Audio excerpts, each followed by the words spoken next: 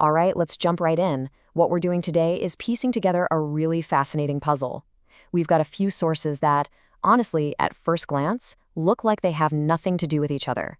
We're going to be talking about technology, a little bit of history, and this really weird feeling of tension. So it really all kicks off with this one big question, one that you might even feel is just kind of floating in the air these days. What is the source of all the tension around us? I mean, that's a huge question, right?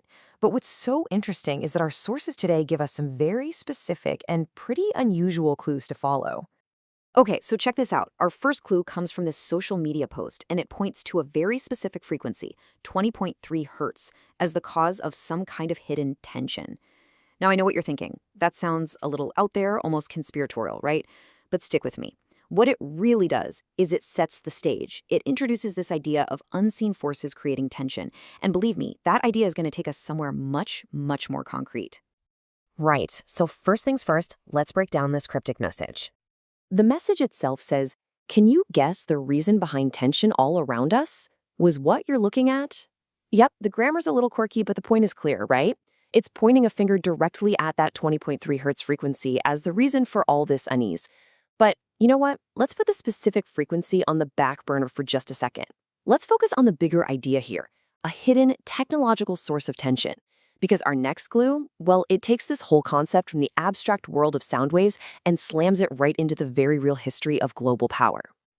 And that brings us to the next piece of this whole puzzle. We're about to explore a much more tangible legacy of power and tension. We're talking about nuclear history.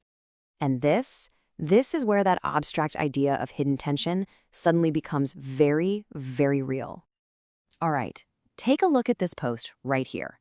This is our main source, and it's doing something really unusual. It's connecting two totally different scientific milestones in the same breath. You've got the past on one hand and the future on the other.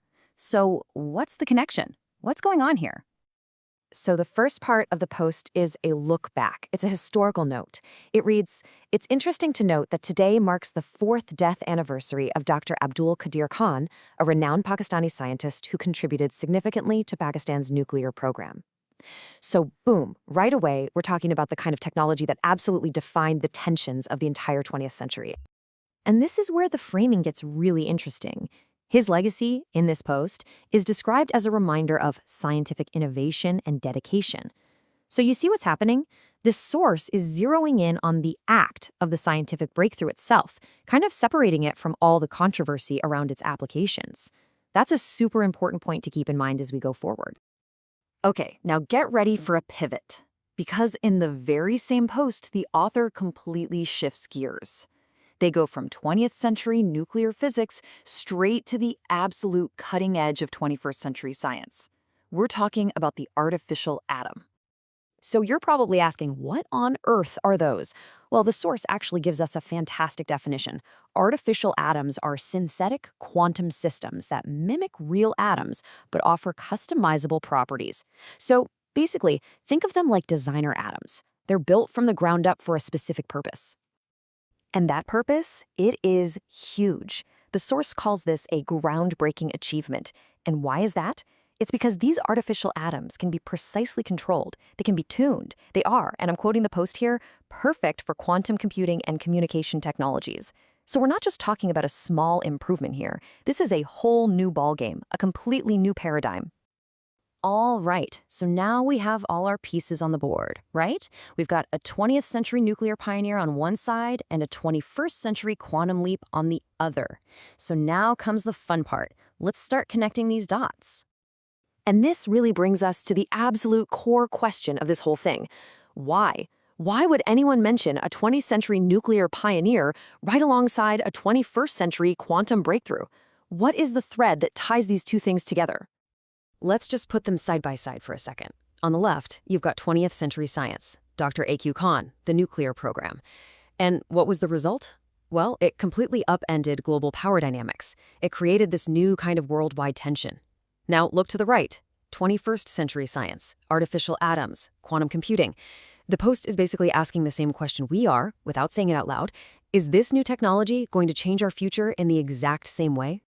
But here's the thing. The post doesn't just imply this connection, it actually gives us one last kind of hidden clue to tie it all together. If you look really close at the source post, right at the very bottom, there's something else waiting for us. And there it is. It's a prompt for an AI image generator. It says, prompt, AI, atom, visual graphic, high resolution, ultra clarity. So you see, the author isn't just talking about these ideas, they're actively using AI to create a picture of this new atom, this new source of power. And this is what came out of that prompt. We are literally looking at the AI atom. This isn't a photo of a real thing, obviously. It's an idea. It's the concept of a new kind of power made visible by another powerful emerging technology. So what we're really seeing here is a visual representation of a whole new kind of power, a new kind of atom. It's complex, it's digital, it's different. You could almost say it's the symbol for this new technological frontier, just like that classic, simple drawing of an atom was the symbol for the last one. And this brings us full circle, right back to where we started, back to the whole idea of tension. So here's the final crucial thought. If splitting one kind of atom completely defined the global tensions and the power structures of the last century, then what kind of world will be defined by this one? What new unseen tensions might a programmable artificial atom create for all of us?